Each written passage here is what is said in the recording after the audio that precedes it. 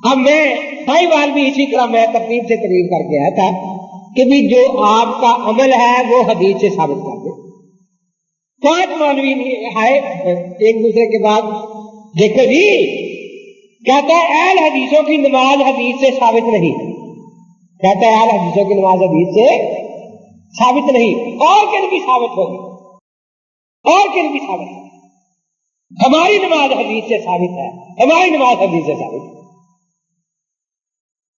سلو کمارے آتمونی سلی, حضور نے فرمایا جیسے مجھے نماز پڑھ کے دیکھو ویسی ہی نماز پڑھو. اب بار بار کہتا کیوں بھائی, حضور پاک نے اس آدمی کو نماز سکھائی تھی نا جو اچھی طرح نہیں پڑھتا, سکھائی تھی نا. وہ کہتے ہیں ہاں جی سکھائی تھی, وہ سکھائی تھی نا, یہ جی سکھائی تھی.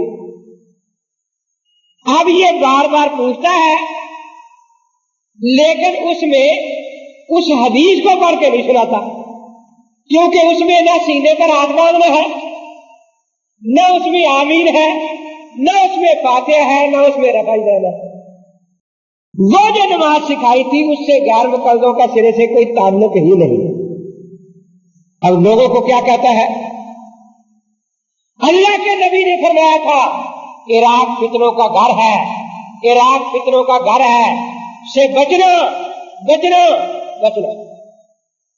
میں آپ سے پوچھتا ہوں صحابہ نبی پاک کی بات مانتے تھے یا نہیں؟ اگر حضرت نے عراق کو فتنوں کا گھر فرمایا تھا تو سب سے زیادہ صحابہ عراق میں آباد کیوں ہوئے آ کر؟ باقی شہروں میں چند گنتی کے پہنچے ہیں, کوفہ میں 1050, بصرہ میں کتنے صحابہ.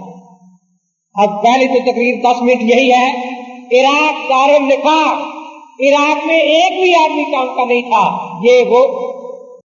اور آخر میں کہتا ہے الحمدللہ ہندوستان میں اسلام اہل حدیثوں نے پھیلایا. اس اہل حدیث نے محمد بن قاسم نے, کیونکہ وہ عراق سے آیا تھا یا مکہ مدینہ سے آیا تھا؟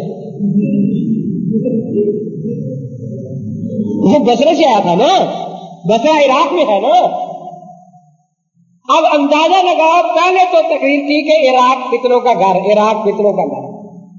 اللہ کے نبی پاک نے بڑا روکا صحابہ کو وہاں نہ جانا, بچنا فتنوں سے, لیکن پھر بھی تاریخ بتاتی ہے کہ سب سے زیادہ صحابہ یہی آباد ہوا. اور اس کے بعد کہتا ہے اہل حدیث مکہ مدینے سے آئے. نام کس کا لیا؟ محمد بن قاسم کا. اب کون کہتا ہے کہ محمد بن قاسم مکہ سے آیا تھا؟ وہ تو عراق سے آیا تھا.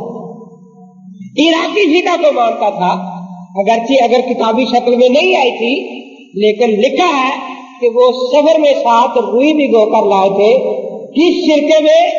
جو شراب سے بنایا گیا تھا. شراب سے سرکہ بنانا فقہ عراقی کا مسئلہ ہے.